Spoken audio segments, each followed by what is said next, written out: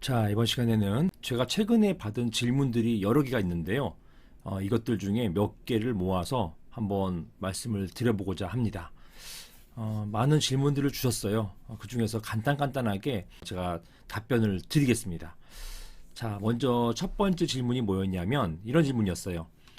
관리인이 신규 관리단 임원 선임을 위한 관리단 집회를 개최한다면서 입후보 등록 공고를 건물 게시판에 붙여 놓았을 뿐 구분 소유자들 전체에는 이런 입후보 안내 또는 공고 자료를 전혀 배포하지 않았습니다. 즉 알리지 않았습니다. 이런 것이죠. 이것은 불법 선거가 아닌가요? 이렇게 되면 관리단 집회가 무효가 되는 것은 아닌가요? 무효가 되는 것이지요? 이런 질문을 주셨어요. 사실은 오늘 아침에 상담하면서 받은 질문입니다. 오늘 제가 말씀드릴 질문들은 사실은 몇 차례에 걸쳐서 이런 쟁점들은 다 소개를 했었어요. 그것 때문에 제가 답변 위주로 간략하게 답변을 드리는 것입니다. 답은 무엇이냐면요. 다음 보실게요. 자, 보시는 것처럼 우선 집합건물법은 입후보 등록과 관련해서 규정이 없어요.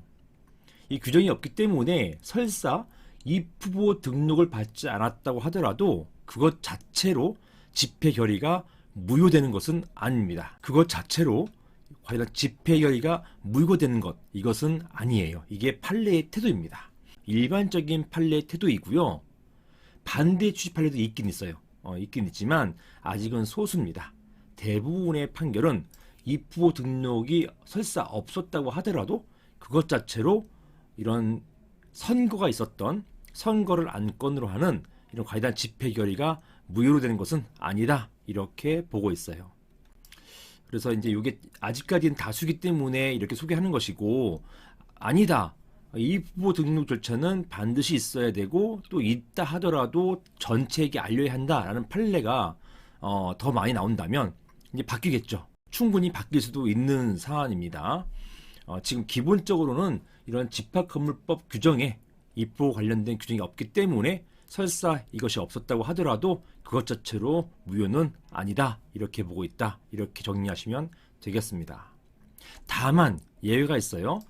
입후보 등록과 관련해서 여기에 대한 구체적인 규정이 관리규약에 있다면, 보통 관리규약에 선거관리위원회가 있고 이 선거관리위원회가 선거관리 규정에 따라 가지고 어떤 선거 절차를 이행하는데, 이런 선거관리 규정에 입후보 등록 관련해서 자세하게 규정되어 있다면, 예를 들어서 구분 소유자에게 알려야 된다, 공고만으로는 부족하다, 이렇게 되어 있다고 한다면 그 경우에는요, 그 경우에는 따라야 돼요. 이거 안 따르면 그것은 무효가 됩니다.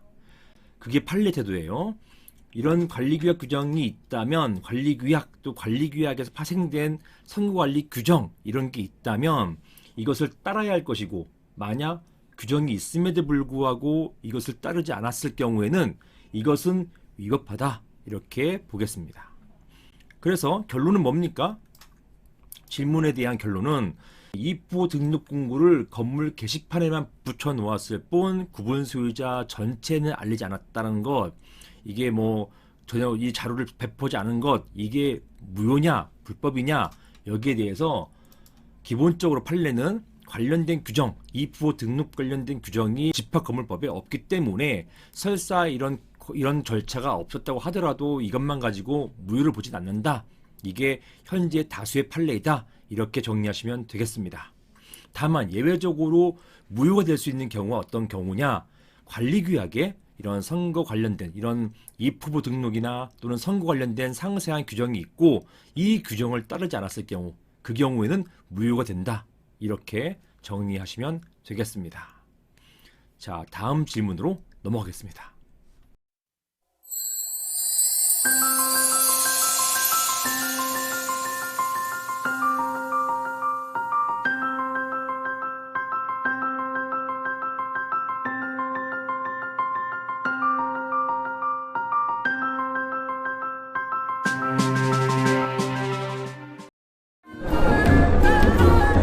이번 역은 교대역 법무법인 라움입니다.